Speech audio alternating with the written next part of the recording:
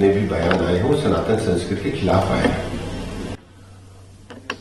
जब उन्होंने महाकुंभ क्षेत्र में प्रवेश किया कि स्नान करेंगे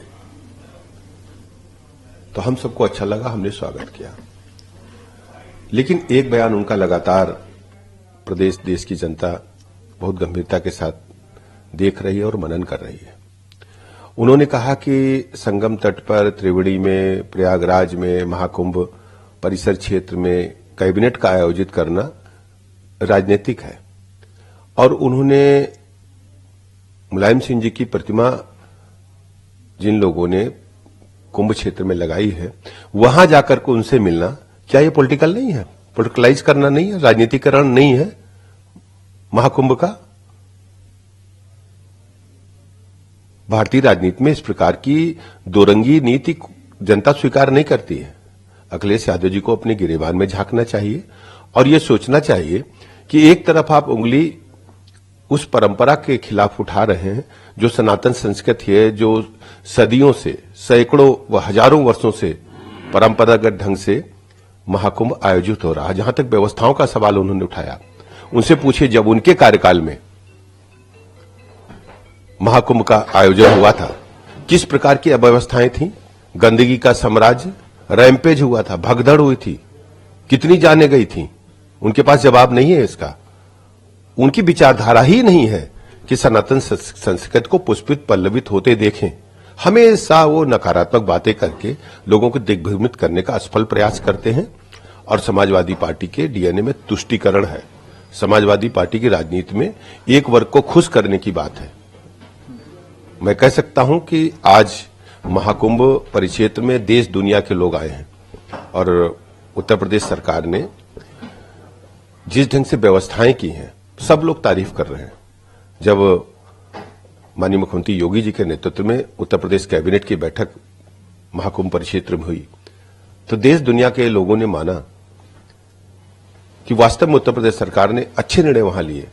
2031 में जो अर्धकुंभ होगा उसकी तैयारी हमने 2025 के इस कैबिनेट के माध्यम से महाकुंभ परिसर क्षेत्र से ही की। इस पर उनका कोई बयान नहीं आया है। हमारी जिम्मेदारी उत्तर प्रदेश के चतुर्मुखी विकास को लेकर के है और सनातन संस्कृति को अक्षुण्ण रखते हुए देश दुनिया में भारत माता की पताका सर्वोच्च शिखर पर जाए, इसके लिए हमारी सरकार लगातार काम कर रही है। उन्होंने ये भी कहा कि ठीक है कि प्रदेश सरकार इतने पैसे खर्च कर रही है यहाँ पर इन तमाम कामों के लिए, लेकिन उन्होंने कहा कि केंद्र सरकार और 10,000 करोड़ रुपए दे सकती है। माननीय प्रधानमंत्री नरेंद्र मोदी जी के अगुवाई में, मार्गदर्शन में महाकुंभ बेहतर से बेहतर हो रहा है। दुनिया नजारा देख रही है। अखिलेश यादव जी के पेट में दर्द किस बात का है?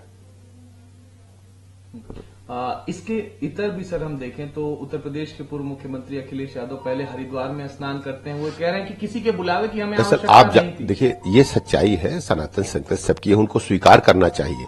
मैंने कल ही कहा देर से आए दुरुस्त आए, लेकिन इस प्रकार की बयानबाजी सनातन संस्कृति में कोई स्वीकार नहीं करेगा। मौनी अमावस्या का स्नान है सर, बहुत व्यवस्थित सारे कार्यों को हमारी सरकार ने पूरा कर लिया है और पूरे मेला परिसर में कहीं किसी को दिक्कत न हो। आपको जानकारी मैं देना चाहता हूं कि यदि कहीं कोई मिस हो जाता है, खोया पाया सेंटर में विभिन्न भारतीय भाषाओं के साथ साथ आंग्ल भाषा में भी ट्रांसलेटर्स की पूरी व्यवस्था है और चिकित्सालय भी बेहतर से बेहतर बनाए गए हैं। कहीं कोई दिक्कत न होने पाए उसके सारे इंतजाम किए गए हैं। सर, इसके पहले भी उत्तर प्रदेश के पूर्व मुख्यमंत्री अखिलेश यादव का बयान आया था। उन्होंने कहा था कि 7 करोड़, 8 करोड़, 9 करोड़ आप लोग गिनती गिना देते हैं, लेकिन आप लोग बस अखिलेश यादव जी को जानकारी ही नहीं है। जब उनके रिजिम में कुंभ का आयोजन हुआ था तो 2013 में उन्होंने संख्या 3 करोड़ से ऊपर बताई थी। आज जब 3.5 करोड़, 5 करोड़, 8 करोड़ की संख्या आ रही तो उनके पेट में दर्द क्यों हो रहा है? ये सनातन संस्कृति का ये सर्वोच्च, मैं कह सकता हूं, स्वर्णिम युग है। माननीय प्रधानमंत्री नरेंद्र मोदी जी के कार्यकाल में, कालखंड में आप देख रहे हैं कि पुष्पित पल्लवित प्रफुल्लित ढंग से लोग किस ढंग से आकर के महाकुंभ में स्नान कर रहे हैं, पुण्य प्राप्त कर रहे हैं।